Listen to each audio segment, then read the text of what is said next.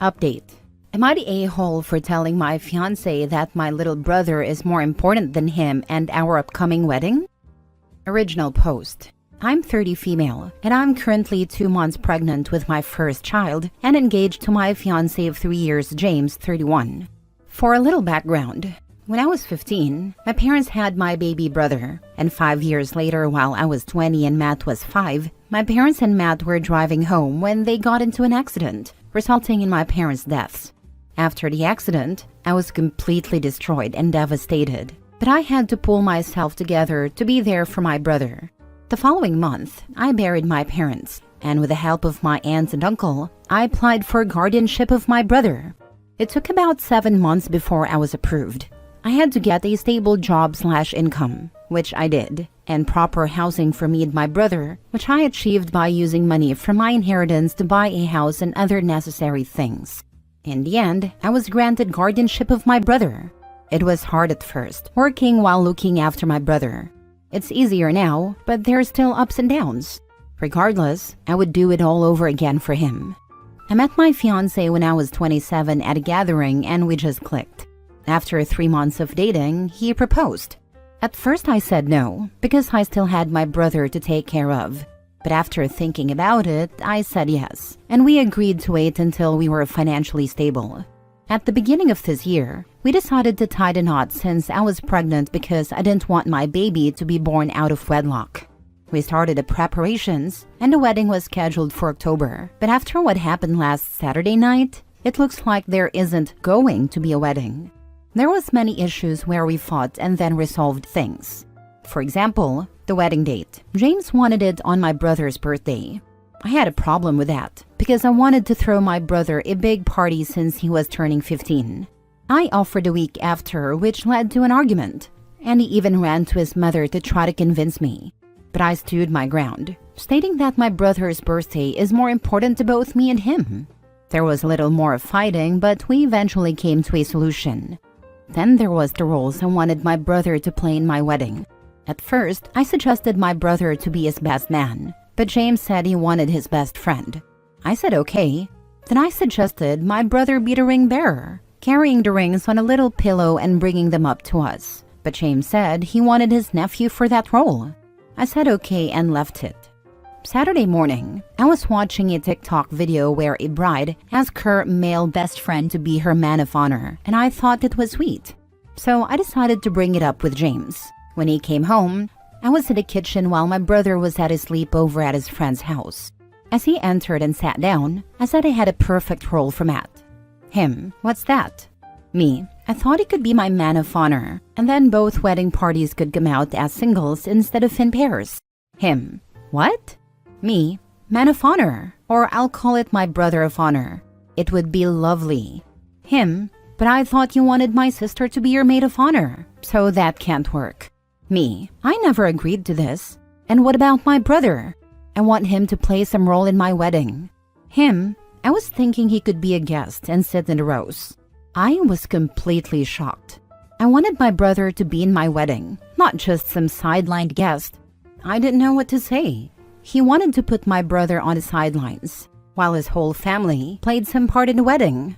Most of my bridesmaids were his cousins, only 2 were close friends, but this he couldn't grant me? I stopped what I was doing and told him no. It was my wedding too, and I wanted my brother to be my man of honor. He started saying his sister was better, and that my brother would be a guest, and he didn't want children in the wedding party. I completely lost it, and we started arguing from one thing to the next. Since Saturday, he hasn't come home, only sending his brother to pick up some of his stuff.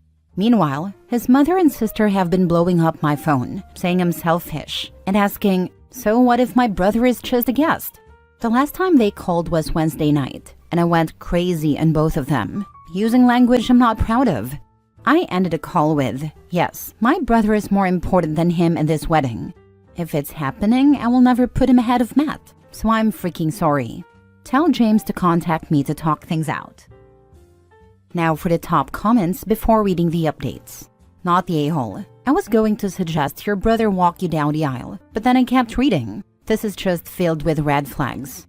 I'm gonna bypass the whole fact that your fiancé has filled every wedding role with his family members.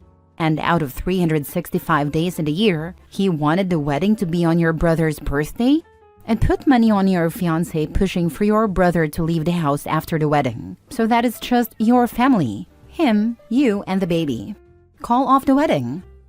I got those same vibes. It's max of him getting her pregnant, married, and locked down. Then he can push the brother away. He's been jealous of her brother this whole time and just playing the long game. When someone shows you their true colors, listen to them the first time. This man is showing you red flags here. He seems to resent your brother's part in your life. The fact that you put your brother's well-being over your fiancé's is nothing but a good thing in my opinion. You are a good sister, and you have your brother's back. Your fiancé is showing flagrant disrespect. I'd bet dollars to donuts that he's trying to edge your brother out of your life. So that's when Matt turns 18, your fiancé, by then your husband, would be at the point where he's a man now, he can take care of himself, and it'd push him out the front door. I feel like if I were you, at the very least, I would be reevaluating the relationship. Try talking to him and asking point blank what his problem with Matt is. If he won't answer, then you have your answer. It's because he's a controlling a-hole. Yeah. And added to the red flag of proposing after only 3 months? What is that? She has a house. She's working. He can move in and be the man of the house. Except for that pesky kid. Now for the first update. Hello everyone. I'm very sorry I didn't update sooner due to being busy with work, canceling every wedding preparation I made, and preparing Matt for sports camp. I would like everyone to know that I will not be marrying James. And we broke up. On Friday, the week after posting my original post, I got a message from James asking to meet and talk, which I only agreed to if I could pick the day we met, which he agreed to. After picking a day, which was Sunday, when I knew that Matt wouldn't be home all day, I notified James, and he came around midday with his mother. I was shocked when I opened the door and let them in. As they sat in my living room, not saying a word for a few seconds, it made the moment even more awkward. Then James stated that he was sorry for leaving and staying away because he needed to think. Then his mother started condemning me, saying that I wasn't acting like a future wife and that I should put my future husband's thoughts into consideration, along with a lot of other comments. OP, I'm disappointed in you. You're getting married, and you need to stop acting like this toward your future husband, she said to me. I scoffed upon hearing that, then turned to James, asking what his problem was with my brother. It turned out it had more to do with me showing attention to my brother rather than him. He sat there silently for a while and then stated that he wanted a life with me and our unborn child, but not with Matt. I felt utter disgust for him at that moment, as he continued to say that after the wedding and having the baby, he thought he would convince me that raising both a baby and a teenager would be hard on us, and it would be best for me to send Matt to live with my uncle and aunt. However, he would allow me to still support Matt financially. I was completely shocked, and before he could say anything else, I told him, sorry, but no, it isn't happening, and my brother isn't going anywhere. I stood up, took off the ring, handed it back to him, and told him it was over. After saying that, both he and his mother got up, arguing, you didn't have to do that, and you will regret this. He started to cry, asking me to think about what I was saying. I just walked over the door, opened it, and gestured for them to leave.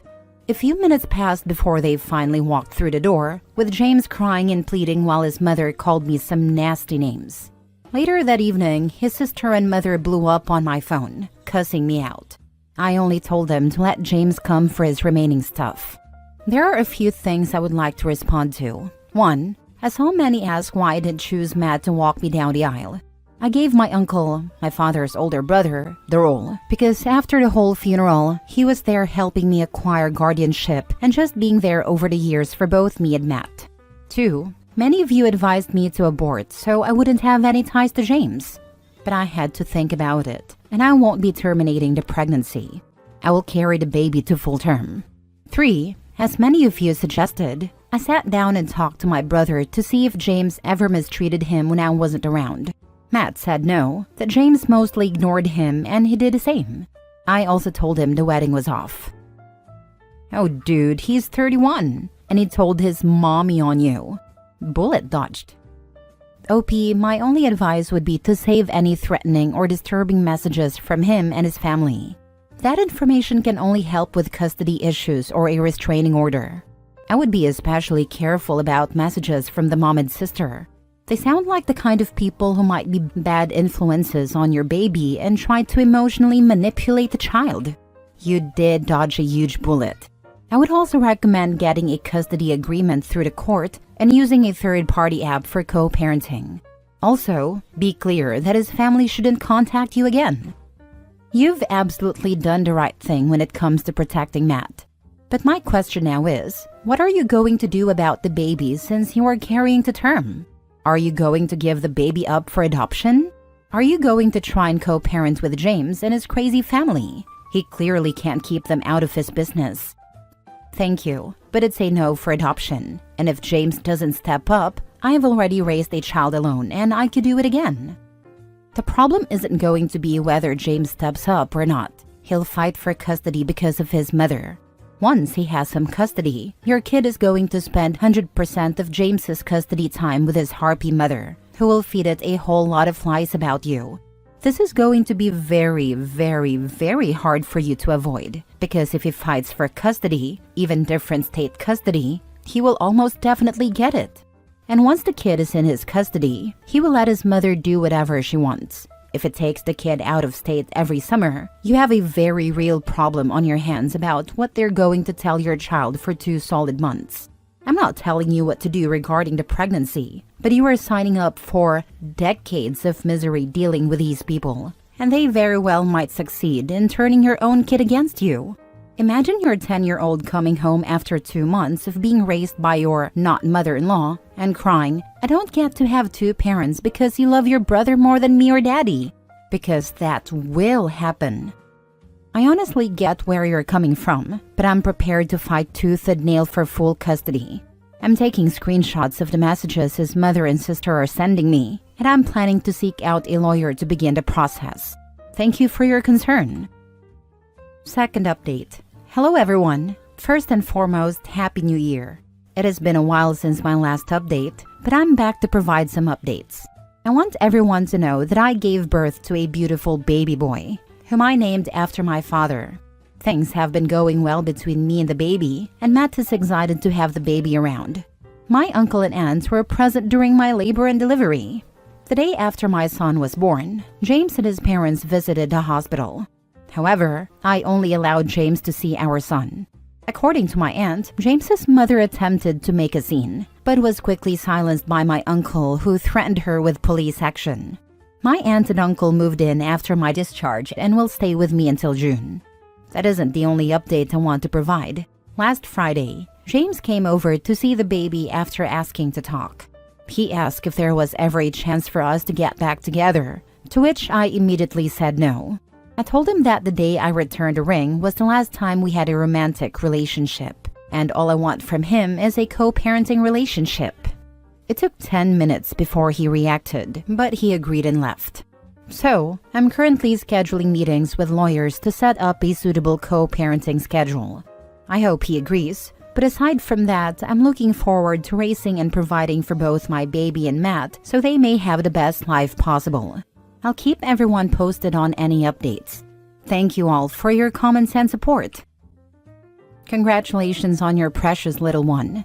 My unsolicited advice to new parents: rest when you can. Don't hesitate to be a mama bear if someone crosses your boundaries. Be present in the moment, but also take lots and lots of pictures. It goes by way too fast. You blink, and the little one will be rolling over and crawling. Say "I love you" often, take things one step at a time, and don't overwhelm yourself.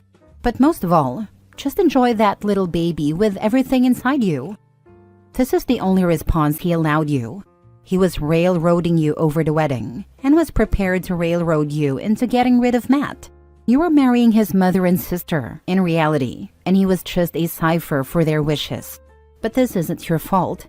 It only became apparent when push came to shove, and legal ties were being made that would have solidified the state of the relationship between you. Bullet dodged. Last story. Am I the a-hole for kicking my sister out of my baby shower because she called me old and selfish? My sister, female 31, and I, female 34, married around the same time 7 years ago. She decided to have kids right away. My husband, male 35, and I decided to buy a house first, do a little traveling, and have enough savings before having kids. My sister now has 4 kids. I'm currently pregnant with our baby. I have been dealing with hyperemesis gravidarum, HG, and it's been brutal. Luckily, my mother-in-law and my husband have been amazing to me, and my boss allowed me to work from home until I give birth. My mom can't help me much because she helps out with my sister's 4 kids a lot. Yesterday was my baby shower, which my sister-in-law threw for me. People kept asking about how I was doing, and I was talking about how HG is horrible. My sister decided to interrupt me and said, "Honestly, this is what happens when you get pregnant when you are old. I have had 4 pregnancies and never had these issues. I guess you should have thought about this before all those trips and the 'we are not ready yet' BS. Some of us made sacrifices in our 20s. I got furious. This wasn't the first time she commented about my life, so I told her to get the heck out. She grabbed my nieces and left. My mom said I was being hormonal and should have just ignored her. She thinks my sister said that because she became a mom earlier than me and never enjoyed her life or even any alone time with her husband. My husband thinks I had every right to be upset because she was basically saying I deserve HG. Do I owe my sister an apology for kicking her out? Now for the comments. Nope, not the a-hole. Sister is clearly just jealous and can't handle it. Glad you have great in-laws to support you while you deal with a garbage sister and a mom who can't support you. Yeah, I can't imagine being a mom with a daughter having significant health issues during her pregnancy and not jumping in to support her. Both mom and sister suck. She's enabling her sister. She's probably always been entitled to. Totally agree with this. Please keep them both away from you for the rest of your pregnancy, at least a few months after you give birth. You deserve to enjoy every moment, and they will take any chance to ruin your joy. You're only 34. She's an a-hole. She constantly says she made a sacrifice so they can be done having babies by the time she was 30. Yeah, that's her problem. I had a kid at 42. Honestly, it worked better for my husband and me to have a child later in life. We built a good relationship, traveled, became more financially stable, and could manage our emotions better. It made us better parents. Everyone has their own timeline. Your sister is just bitter because you chose differently, not the a-hole. Yep, had my kids at 38 and 40. I just knew I didn't want my mother's regrets. I wanted to know my marriage was solid. We were financially stable, and I had experienced the things I wanted too. I was so ready for kids when I had them. I never felt like I sacrificed myself. Pregnancy issues can happen to anyone at any age.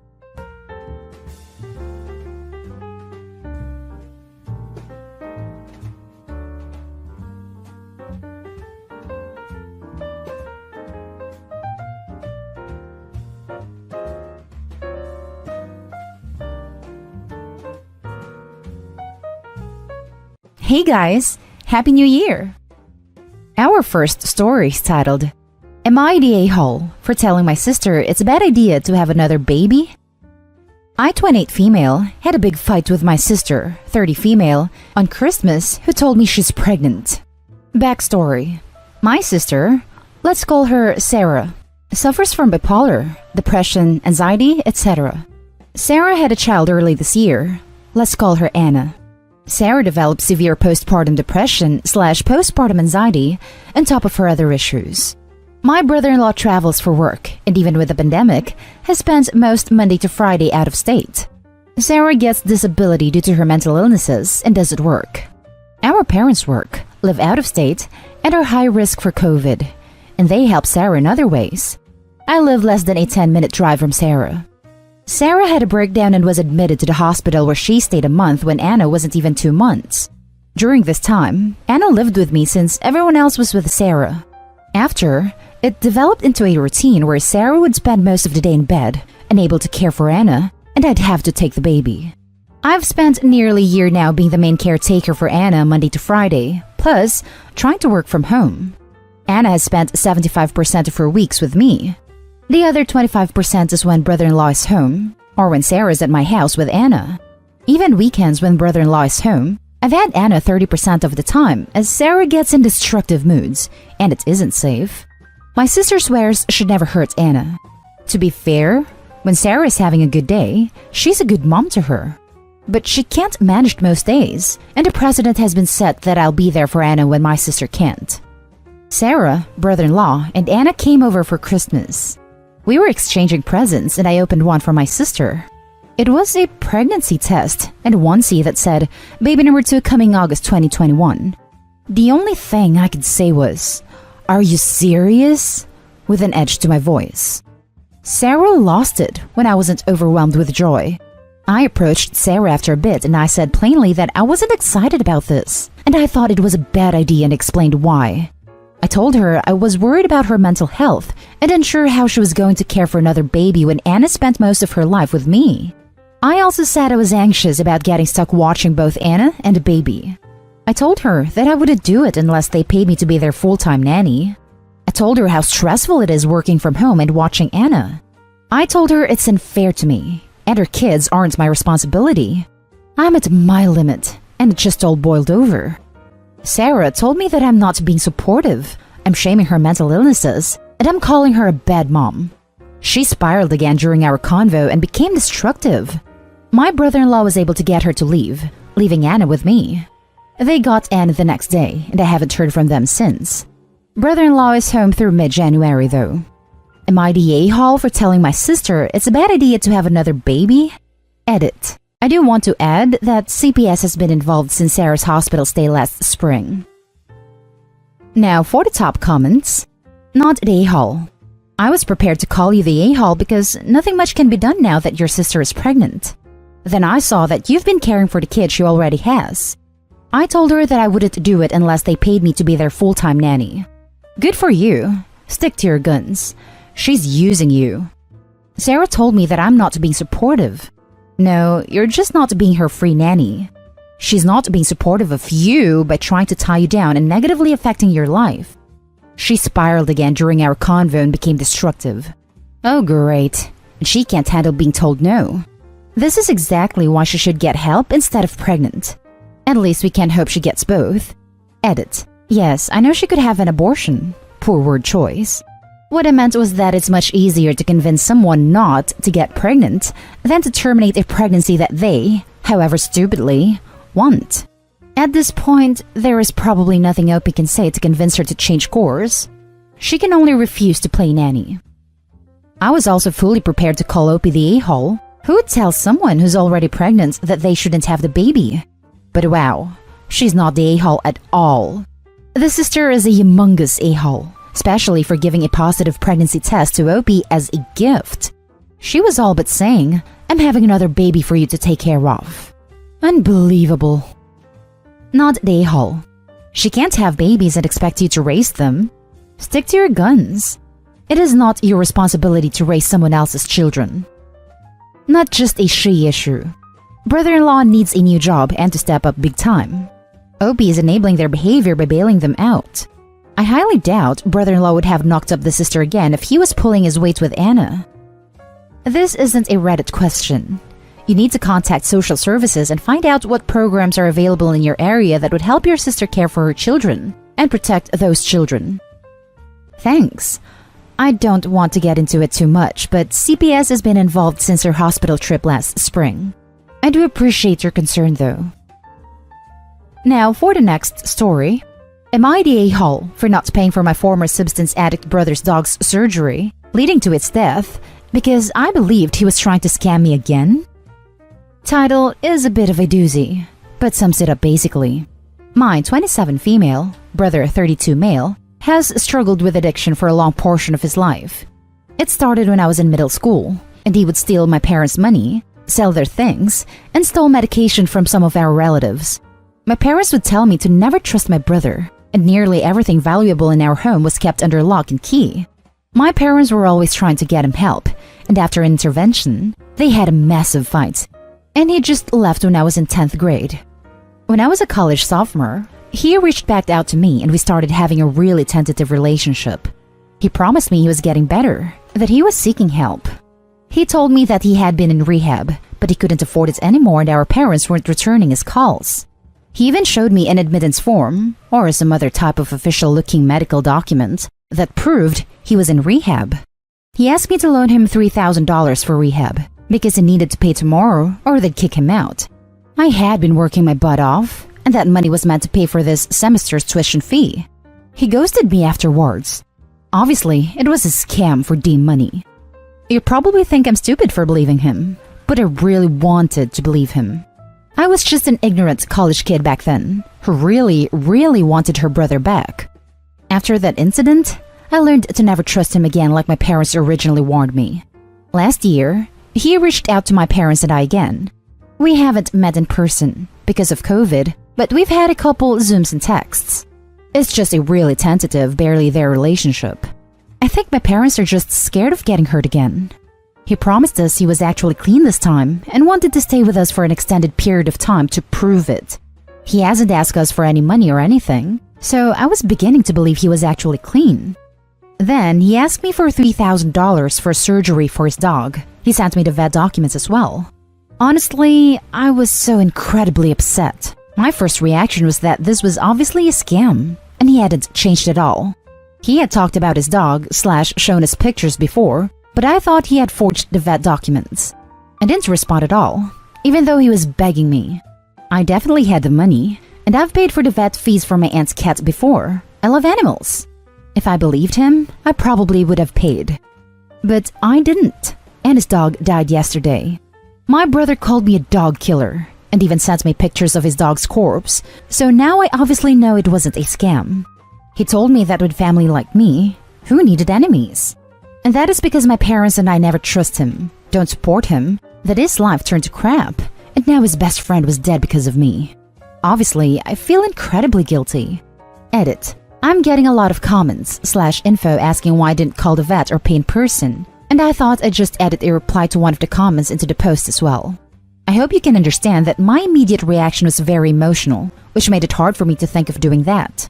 I called him right after, and I asked him what the surgery was for, / the name of his dog's condition, and he couldn't tell me right away. He was like stammering and said, "It's something with his stomach, but I forgot the name," which made me think he was lying to me. So I just hung up and ignored all of his calls / texts. Looking back, it's not unimaginable that someone doesn't know the name of the surgery, but from my perspective, it looked like he was scrambling to support his lie. Also, paying in person wasn't an option. My brother lives in a different city. Not day haul. It's not uncommon for substance addicts to hurt their pets in order to get score. And there are rescues that will help people pay for vet care that they can't afford. Or he could have surrendered the dog to a shelter and the shelter could have found it better care. I worked at a shelter, so I do know a little bit about this. I actually think you're still being scammed. I wouldn't feel bad because he has burned you before. It's kind of ironic that it's the same exact amount. A little too ironic. Edit. I don't know how common it is for addicts to mistreat their dogs to get meds, but it has been reported in the news. It is something that is taught to vets. I have several friends who are vets, and we've talked about it. I'm not trying to say that all or even most addicts will abuse animals. Kind of ironic that it's for the same exact amount. A little too ironic. That was my thoughts too. Not a haul. Don't feel guilty. Your brother took in a pet he couldn't provide for, and when it became ill, instead of surrendering it to an animal rescue or a humane society, he chose to let it die in pain. If you'd given him the money, there is no guarantee he would have actually used it for the vet bills. There has been a recent spate of addicts injuring their pets so they can get opioids through the vet's office. Not a haul, and he absolutely could still be scamming you. How do you know that's not a friend's dog he's been lying about, and who was humanely euthanized for other reasons? How do you know he didn't hurt the dog in an attempt to get pain meds for it that he could use? And yes, this absolutely does happen. There's even a database vets can look people in to see if they've done it before. Even if in the end, he told the absolute truth and the dog died because he needed $3,000 for surgery, it's still 100% not your fault. His dog, his responsibility, and he has no one to blame but himself that his family didn't believe him when he needed them to. Even if he was completely honest this time, it's still not your fault, OP. It's a cry wolf situation he created for himself. He's at fault. The next story is titled, Am I the a-hole for kicking my sister out after she refused to help me with vet bills? Backstory: I, 21 female, managed to move out on my own 4 months ago in a different state to my family. I moved with my cats and one dog. My sister, 24 female, got kicked out a little over 3 months ago because she has a rocky relationship with my mother. She came to live with me, something I wasn't happy about. I thought I had finally escaped my family, and then she called me crying about being homeless, so I agreed. She's saving up to buy her first home and has a lot of money saved, $60,000, something she shows me on a regular basis. I am not that rich, as I just spent my savings on house deposits, university, and moving. She refused to pay me rent and made me out to be a monster when I asked because she was trying to save money. She drives my car, never pays for petrol, and 3 weeks ago, rammed the side into the gate. Something she said wasn't her fault until she admitted it. The insurance almost wrote my car off. I had to pay a lot in excess, so all my savings are just gone. My dog was in an accident yesterday where she tore the tendon in her leg. She's had surgery last year on it. She is limping, and I'm crying because that surgery cost $3,000. Now she needs it again. I asked my sister if I could loan the money off her, and she looked at me and said, I don't have any money for that. I got mad, but I know she has a right to say no. It's her money. So I told her she can't live with me anymore, because she was the reason all the savings I had left were gone. That it's okay she's saving money, but I can't save money with her living with me. She is angry at me, so is my family. She went back to my mom's, and I've been told I'm not welcome while she still lives there. Am I the a-hole for kicking her out? I feel like it was petty, but she knew I had no way to pay it after spending so much money fixing my car that she ruined. Edit. The excess was $2,500 as I am younger than 25, so insurance has a larger excess. I told her I would give her back $500 when I get paid as she said she would pay for the car. She didn't, and is now saying she wasn't at fault. Now for the top comments. Not the a-hole. I say escalate the situation and go block everyone and go no contact unless you get help to pay for the car. Make it about the car, then you will have money for the dog. Tell your family she flouted money in your face, crashed your car, and refused to pay rent. She can get bent for all you care. Keep emotion out and logic in. Yeah, this. Escalate the situation. They're completely disregarding you and playing favorites with your sister. You need to show them that you aren't their punching bag, and that their actions have consequences. Not the a-hole. She needs to pay for the damage to your car. She's not responsible for the dog, but she did wreck your car. I told her we could call it even, and I just give her an extra $500 later, as she said she would pay for it, but now is saying she won't.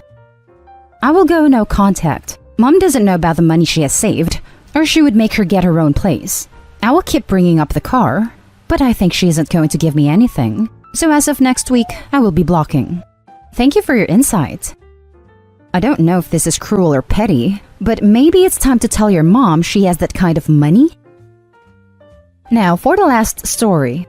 Am I the a-hole for not splitting my daughter's electrolysis fund? When my daughter was born, she had a veritable fur rug of black, curly hair on her back. It was super cute in a baby, but did not fall out like many weird hairs do on babies.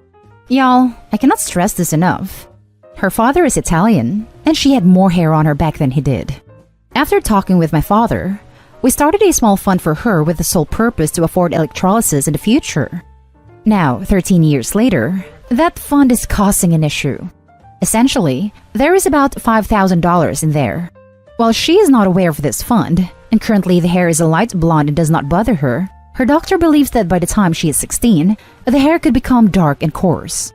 While I love my daughter unconditionally, I also know that girls are often teased for physical appearance pieces they cannot control. Her doctor has confirmed that laser treatment might be uncomfortable but would be otherwise harmless and would probably solve the problem. Bleaching may be a temporary solution, but we would also pay for this from the fund. Recently, my older child has started college. Due to some funding issues with scholarships, we wound up owing $3,000 in tuition, /room, /board for the first semester. The second semester shortfall will be similar, but the issue should be corrected in his second year. Because I lost my job with the pandemic, I called my dad, who has set aside a similar fund for each grandchild, whether they have need or not, and he tapped my oldest fund. My stepmother is livid. She thinks I should have simply tapped my daughter's fund, since it was for cosmetics, and by keeping the fund, I'm saying my daughter's appearance is more important than my other child's education. I can kinda see her point, except that there are funds for all the grandchildren, and if she doesn't use it for hair removal, it is still my daughter's money. It is worth noting my father and stepmother have totally separate finances, so this money does not affect her. So I am, in fact, valuing my daughter's physical appearance over my older child's education, making me the a-hole? Not the a-hole. First off, your stepmom has zero say in what your dad chooses to do with his money. Second, you're not valuing your daughter's appearance over another daughter's education.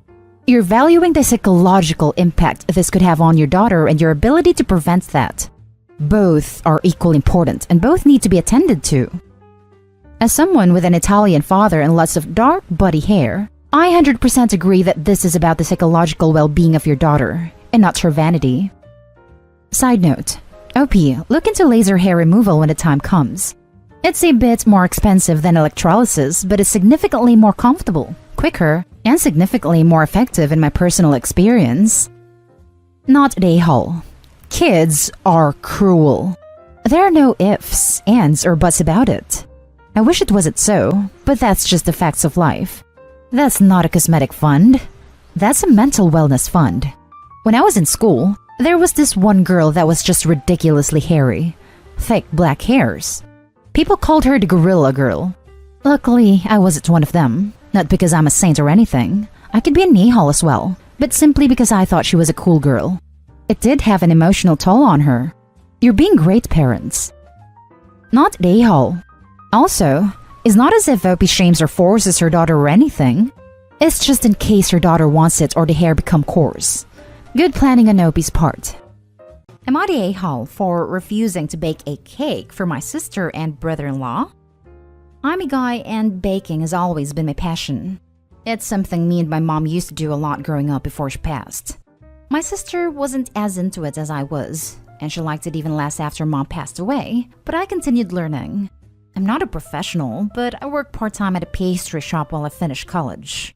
It's something I'm teased about by my family sometimes, but I ignore them. My sister started dating her husband a few years back, and he joined the teasing too. I don't like him in general because he's kind of a prick, and likes to make fun of me even more than my family. They are married now and have my niece who's 5. For the last couple years, my sister has asked me to bake birthday cakes for my niece, which I don't mind doing because I love my niece, and she's a fair critic when it comes to judging how good my cakes are, lol. They're gonna be celebrating their wedding anniversary soon, and she asked me if I can bake a special cake for them. But I told her no, because they both still make fun of me just because I enjoy baking. My niece is a different story because she's a kid, and this doesn't involve her. But I have more respect for myself than to make a cake for 2 people who like to tease me about doing something as girly and emasculating as baking in the kitchen. Something I told her even she sucks at. So they're both giving me crap over that because they really want to make this a special anniversary. My niece tight because of their financial troubles, and they wanted this one day to be perfect. My dad says I'm being too petty over this, and it's going to ruin the day for my sister and brother-in-law after the year they've had. Am I the a-hole? Now for the top comments. Not the a-hole. Doesn't matter that they are family. You have a right to decide what you do and don't want to do. Plain and simple. They shouldn't be rude to someone they ask favors from. Why are they always family when they need something, but not when you do? Simple answer? They're a-holes. Not the a-hole. You can't have your cake and eat it too. Perfect time for this saying. I hate that I didn't even realize that until now. Lol, it's too close to home. Good for you respecting yourself and respecting your skills. If one of the cakes they've been speaking down to you about ruins their special days, that says so much more about them, and about your father, than about you. Not the a-hole. Ha ha ha, baking is such a girly and stupid thing, and a waste of time, and we treat you bad. But please use those skills that you worked years on to make us something special on our special day without us paying you. You are not the a-hole here. They are. Your reaction is absolutely right. I love that after everything, you have been following this passion. This is the best summary of this post. Opie, I wish you could make this your title. Next story is titled, Am I the a-hole for banning my brother from my house after I lost my dog? My brother was staying in the back house of my place because he was having a fight with his girlfriend and isn't staying in their apartment. My dog is outside during most of the day, and I told him a million times to close the damn gates when he comes to the house. Last Thursday, my brother went to his friend's house and got home at like 6 a.m. I was already gone for work and left my dog out in the yard. When I got home, the gate was wide open and my dog Maddie was nowhere to be found. It was so obvious it was my brother because I always remember to close the gate after I pull my car out. He denied it until I checked the front camera, which clearly showed him coming in from the front and not bothering to close right behind him. I was so mad at my brother I told him to leave because I don't want him in my house anymore, and I went out to look for my dog. Got called up by my parents later on since he had to go to their place, and they yelled at me for not being a good brother, letting him not have a place to stay over my dog. They already know he messed up by ignoring the one thing I kept telling him to, but that's no excuse to ban him from my house. I don't know. I'm just mad he didn't listen to me and now my dog is gone. So far can't find him at any of the shelters. I'm losing hope and it makes me even more mad at my brother that I don't want to see him right now. But they keep saying that's too extreme and shouldn't hold it against him when he's needing some support right now. Am I the a-hole? Not the a-hole. You have every right to say who is and isn't allowed to stay at your house. Should have apologized and tried to help you find your dog as well. Brother or not, if they caused the loss of my dog, is dead to me. Yep, there's no remorse or regret, no mention of an apology, and the brother hasn't even helped look for the dog. Not only did the brother mess up, he isn't doing a thing to help find a dog. Just went running to mommy and daddy because big bro was being mean. You are definitely not the a-hole. Your brother, on the other hand, is a massive a-hole. All you requested from him was to close a gate when he enters your property, which is reasonable. He couldn't do so, and you lost a family member as a result. If your parents want to berate you so badly, they should just let him stay with them. Maybe he will leave a door open and a burglar would get inside. If I were OP, every instance in the future I would leave everything wide open at the parents' house and see how quickly the parents' stance changes. Not the a-hole. It's like that meme, you had one job. Eddie messed up. Ed is not homeless, staying at your parents' home. In my opinion, let him stay there and mess things up over there. As for your parents supporting him emotionally, they should do that for you too. That they aren't is inconsiderate of them towards you. Going with not the a-hole. If it was literally the only thing you ask, you should have kept track of it. Sounds like you told him enough. Honestly, the lying about it would upset me more. Just be honest. Help me find a dog, and we can get around it. But the lying is just so bad. I have to trust someone I have in my home. If I don't, they don't stay. Mistakes happen. Lies, though, those are conscious decisions. Now for the next story. Am I the a-hole for not quitting my job so my nephew can go to a special needs school? I am a special needs teacher in the Netherlands. I teach students ages 12 and up. My nephew is highly intelligent, but he has autism. He cannot relate to other students, and even though he is really intelligent, he has the mental age of someone that is 7, even though his physical age is 12, so regular schools wouldn't be an option. A few years ago, I got a job as a special needs teacher specialized in autism. I love the school I work at. Have amazing coworkers, and I find the students to be very interesting in a positive way. This truly is my dream job, and unless something changes negatively, I could see myself working here until I retire. My sister-in-law and I don't get along. She hates the fact I can get along better with nephew than she can. To be honest, it is very hard to turn off the way I speak to people with autism, as it is what I do for 5 days a week. So I can't realistically turn it off when speaking to nephew. Due to this, he responds better to me than his mother. I have offered my sister-in-law some pointers on how to understand him better, but every time I did this, I got the same old excuse of, I'm his mother. I know better. You don't even have kids, so you don't know what you are talking about. In the Netherlands, there aren't many special needs high schools that focus primarily on HAVO and VWO. This is where I get the most enjoyment out of. In our immediate area, there is only one. The next closest one would be an hour commute every day. My nephew is getting to that age where he has to go to high school. He can do VWO, and this would also be realistic for him to pass. However, due to a rule in my school, teachers cannot have family members attending the school. He cannot go to my school. The next one over would be an hour commute for him by taxi. If he's lucky enough to get a taxi to himself, they are often shared. In the Netherlands, an hour commute by car is really uncommon. My sister-in-law came to me to ask if I could put in a good word for nephew, as there is more demand for special needs schools than there are special needs schools. I then told her I cannot do that and nephew couldn't go to my school, as that would mean I would have to quit because of the rule. My sister-in-law threw a fit, told me I don't want nephew to succeed, and that if she was in my shoes, she would have quit. I told her that this is my dream job, and no amount of begging would change my mind. But if she wanted to, I could probably put in a good word for nephew at the other school, as many special needs schools in the Netherlands have frequent contact. After this phone call, my sister-in-law called my wife, told her that I don't want nephew to succeed, and that she should consider a divorce. So, am I the a-hole here? I know family should help each other, but I never thought this would mean giving up something I truly love to do. Now for the top comments. Not the a-hole. You are willing to support with tips and guidance, and even reference to another school, but to ask you to quit is too far.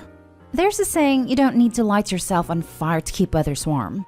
That applies here. Also, calling his wife telling her to divorce OP is juvenile. Personally, if I had a kid with special needs and someone I was related to could talk to my kid, I would be ecstatic for my kid. The fact that the sister-in-law is upset that he can talk to your kid is sad, because she isn't thinking about what's best for her kid. I'm a speech therapist and I have had relatives ask about their child, and when I pointed out some areas of concern, was outright dismissed after they ask. Unfortunately, I don't think the sister-in-law's behavior is that uncommon. It is inappropriate, but not that uncommon in my experience. When I first noticed some things wrong with my nephew, I was also dismissed right away. People rarely listen to family because they don't want to believe something is wrong with their kids. Not the a-hole. You shouldn't be made to feel bad about not quitting your dream job. That does seem like a weird rule though. Do you know why that rule came about? Yeah, a couple of years ago before I even got there, there was a teacher who had her stepson in her class. She only paid attention to him, tried to make other students with special needs to solely work around his needs. Other parents complained, and the kid was transferred to another school.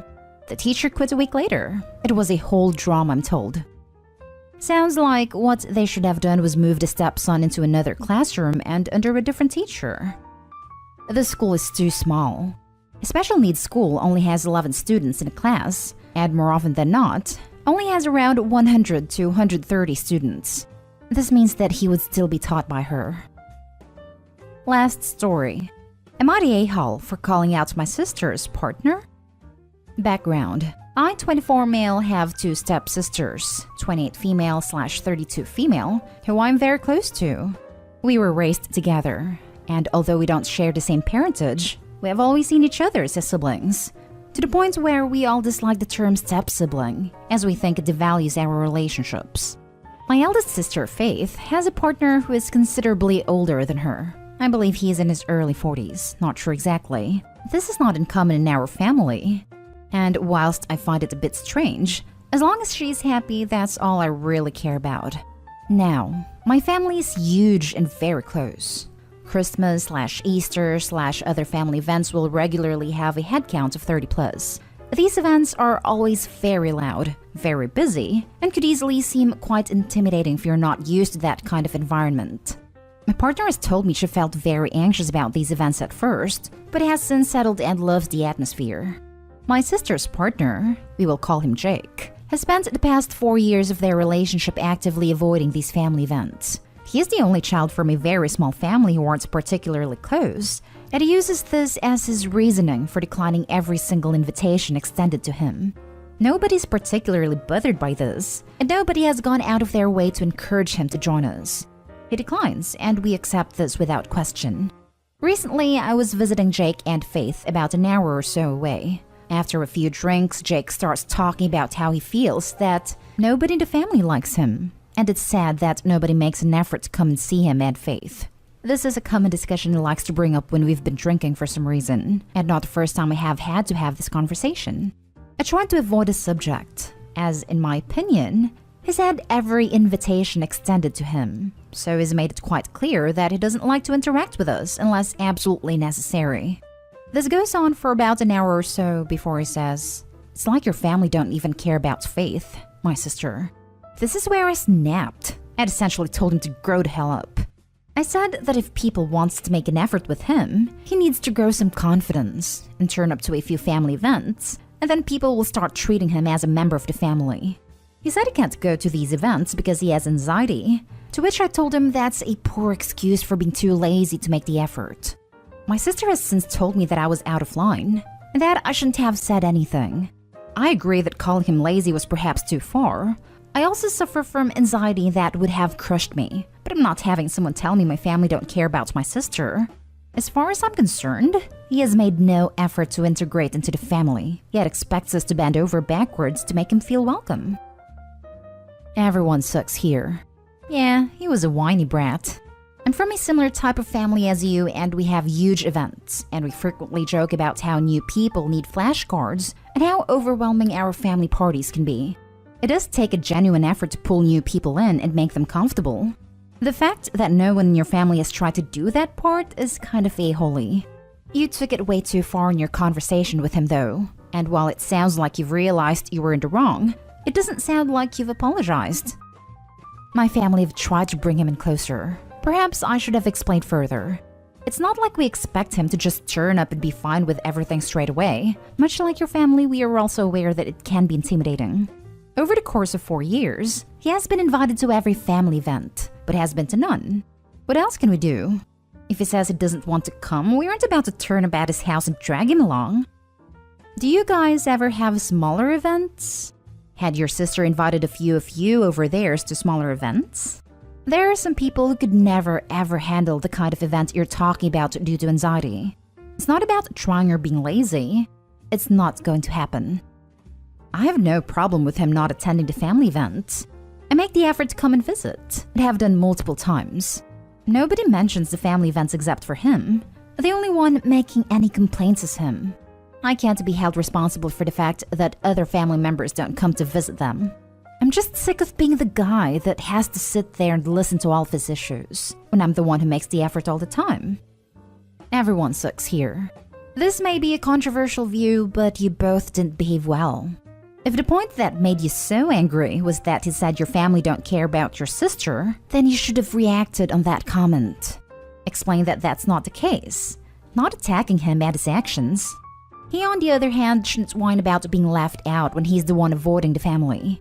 If his anxiety is that severe, he could invite some people, smaller groups, that makes him feel more comfortable. I understand why you reacted like that. But telling him he's lazy and should grow balls when he's anxiety, again if it's really that severe, wasn't the right way to go. To clarify on the anxiety point, his issues with big groups seem to only crop up where my family is concerned. He and I are both big music fans, and he has no problem going to festivals in groups of 20-somethings, shoulder to shoulder in a concert crowd of 20,000. First story is titled, "Am I the a-hole for asking my sister to leave after she tried to kick me out of my own house?" My 26 female sister, who I'll call Emily, moved in with her husband 29 male, who I'll call Roger, 2 years back. Emily and I were never very close, but we were family nonetheless. Recently, they decided to get their house renovated, and because it's been quite disastrous at their place, they asked if they could move in with me last week. I was a little shocked because we haven't spoken in a while, but I said it would be fine with me. Then Emily wanted to have a talk. She asked if her and Roger could have the place to themselves on Christmas Day and Christmas Eve. I asked where she thinks I can go, and her response, "I don't know, get a motel." She continued to tell me how I can afford a couple days in a motel, and it won't kill me. She told me it's nothing against me. It's just that they have their own traditions and like to spend holiday together. They chose to get their house renovated during this time, knowing it would interfere with their Christmas traditions. So I asked them to leave. I can't put my life on hold and move out because they want to spend a holiday with each other. They won't be homeless. My parents took them in, but they called me, absolutely infuriated, because I refused to let them stay and wouldn't let them enjoy the holiday after all the trouble they went through with the renovations. Am I the a-hole? And now let's read the top comments. Not the a-hole. I'm not even sure how you could possibly think you're the a-hole here. What an audacious thing to ask you to do. I didn't, until my parents made me feel like the Grinch. Ask them how they'd feel being asked to leave their own home during Christmas and pay for their own motel to do so, nonetheless. I'm aghast. Not the a-hole. Wow, what self-entitled a-holes. Leave your home on Christmas Eve and Christmas, please, because we have our own traditions. Not the a-hole. I'm starting a new Christmas tradition of kicking freeloaders out of my house. There's the door. If it hits you on the way out, it's a Christmas bonus. Not the a-hole. That's just insane. Who asks that? Be happy someone is letting you stay at their place for a while. Will they ask your parents to leave their own home now so they can have their Christmas? Or is it just you who they would ask this of? Not the a-hole. Your sister is off her rocker. Your parents are out of line too. If her and her husband want to be alone for the holiday, they can go to a hotel. Now for the next story. Am I the a-hole for making my late wife's daughter move out so I can date in peace? My late wife passed away about a year ago. We were together 10 years, but not married until she became sick about a year before that. She has a daughter, Beth, who is 19 years old. Beth is taking college classes, but they are 100% online, so she has stayed at home, which is my house. I've owned this before my wife moved in, so it was never technically shared. I've wanted to be supportive of Beth, but don't want her here indefinitely or until she's done with college. That's 3 more years, and it makes dating super awkward. I had a lady friend over after a dinner date last week, and she was snarky towards her, and later told me I'm moving on too fast. I tried to have an honest talk about being ready to move on and date others, but she kept calling me an a-hole. I'm just ready to move on with my life, but her presence is making that difficult. I told her I want her to move out at the end of this next semester, which would be the end of May, so 5 full months to find a place. She flipped out and told me I'm abandoning her to get laid. This isn't really the case. I just want to move on to my life and don't want to live with a 19-year-old any longer. She's still mad at me and is making living in my own home awkward, but she claims she can't afford to go anywhere else. Edit. I did not raise or adopt Beth. My wife was very clear that she was not looking for a replacement father for her. Beth never lived with me until 2 years ago when she was almost 18, when her mom moved in with me due to her being sick and needing more attention. I never played a fatherly role in her life. Before moving in, she and her mom moved every few years for a while. Beth didn't move in till her senior year of high school because her mom needed my help. Obviously, couldn't move the mom in without a daughter. Before giving her notice to leave, I tried to have a talk about ground rules for staying here, mostly including being polite to any guests of mine. She then went off on me for moving on with my life. That is when I made my decision. It wasn't exactly your traditional marriage. Before getting sick, my late wife never wanted to get married because her parents had such a nasty one, and her parents have been divorced a combined 4 times. I'm not religious, so never felt a need to get married either. When she got sick, we realized her insurance was terrible while mine through work is much better. So it was a practical decision to get married so she could be added to mine. Even then, she affirmed I wasn't responsible for Beth. I'm not just trying to get laid like many have said. I'm moving on and trying to have a normal adult relationship. Now for the comments. You're the a-hole. Wow, this is every dying parent's nightmare. Edit. Obi's belated edit isn't changing anything about this you're the a-hole vote. Truly, my first thought when I read this. Not the a-hole. If I am reading this correctly, you and Beth's mother were involved for years but did not marry or live together until she became ill. You were not a pivotal figure in Beth's life. You don't consider her a daughter and you don't believe she considers you a father figure. When your deceased wife got ill, you and she married, in part so you could support her. She and Beth moved into your home that you already owned. About a year later, your wife passed away. Beth was almost 18 at the time. After your wife passed away, and Beth stayed living with you for the next year. You are now ready to date again, and it has been a year and Beth resents this. You do not want Beth to continue to live with you. You supported your wife when she needed you. You helped Beth for over a year. You have done more than could have reasonably been asked. Totally not the a-hole. This is how I read it too. Beth is not OP's problem nor responsibility. Time for her to go live her own life. All these "you're the a-hole" responses are baffling. Edit. Especially since Beth inherited $20,000. She's hardly going out onto the street. You're the a-hole. She's not your late wife's daughter. She's your stepdaughter. I don't know. My mom got remarried when I was 17. I don't whatsoever consider her husband my stepdad, since he had no part in raising me. Pretty much all my friends with parents who got remarried around that age or older feel the same. Final response. After this blew up overnight, even though the top comment says you're the a-hole, it seems everyone who actually read all the details has affirmed my view. I feel much better about my decision. Thank you, everybody. On to the next story. Am I the a-hole for not letting my boyfriend's family move in with us? Okay, I've talked to some people and received conflicting views, so I'm bringing it here. My 30 female and my boyfriend, 32 male, have been together for 4 years. We have 2 kids and 1 on the way. His family barely speaks to him unless they want money or favors from him. Now, me and my boyfriend's relationship is great. However, his family, mom, stepdad, brother, sister-in-law, and their son, have found themselves in a situation where they are losing their homes and want to move in. I said no, even though my boyfriend wants to help and doesn't want them homeless. Background: I have no problems with his family at all. I love them a lot. The problem is that they have lived with us before under similar circumstances.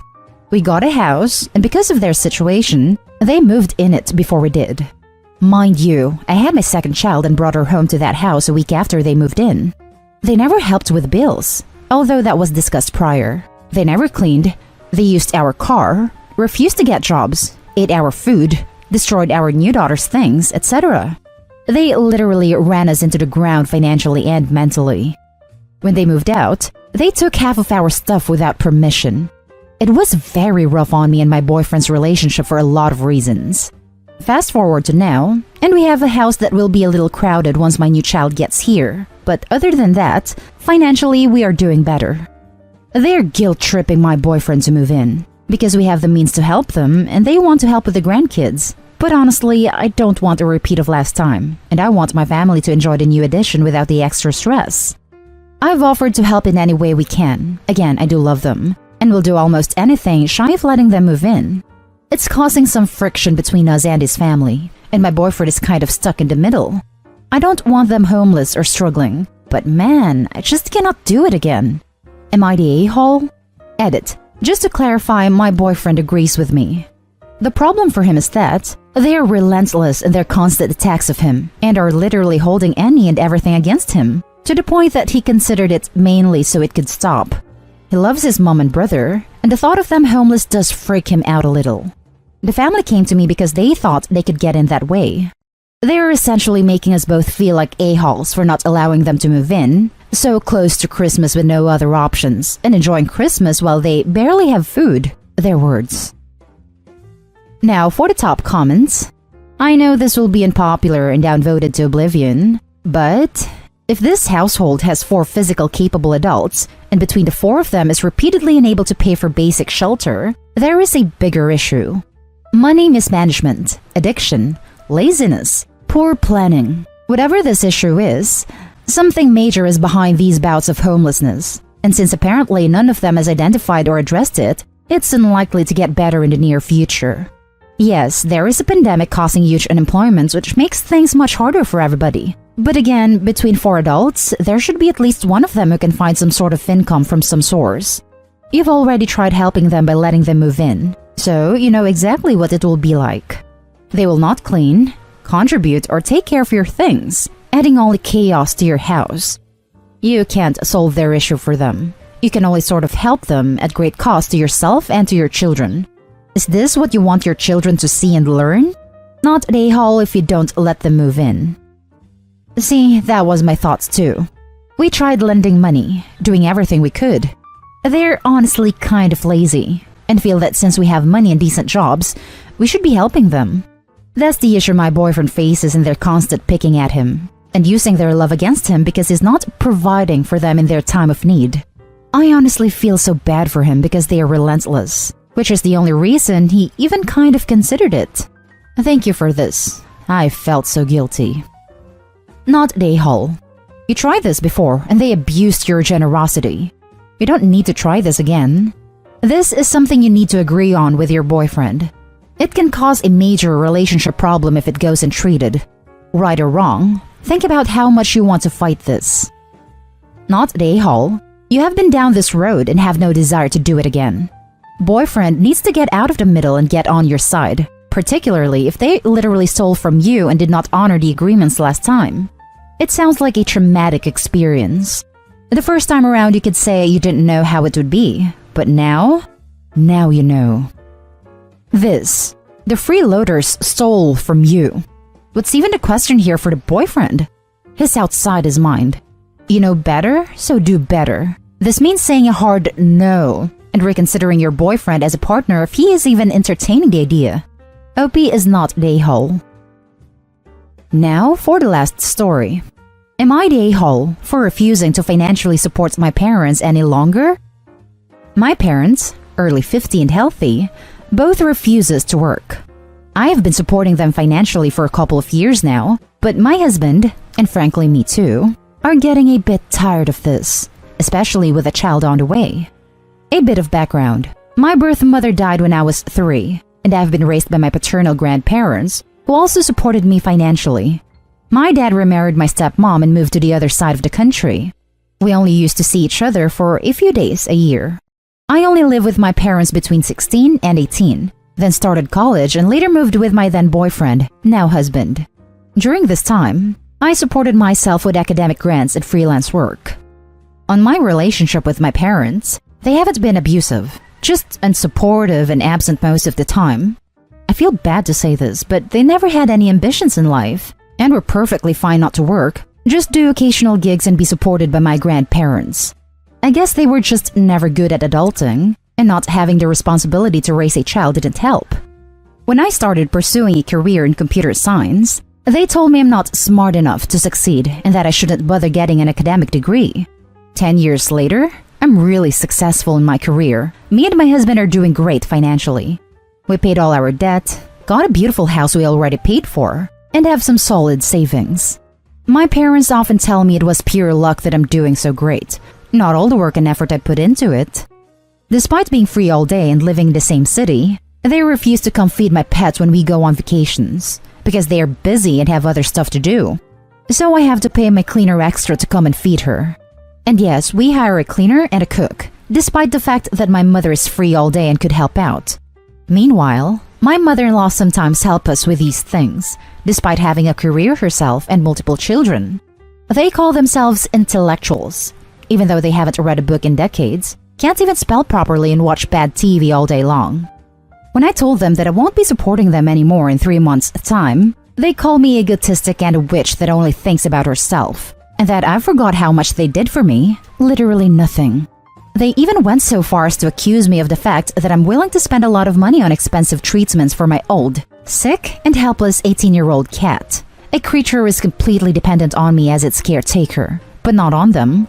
They also got pissed that I gave my old MacBook to my cleaner's child instead of them, after they broke the iPad I gave them in a few days. I obviously don't want and won't let them starve and be homeless, but am I the a-hole for wanting them to be more independent and not completely rely on me?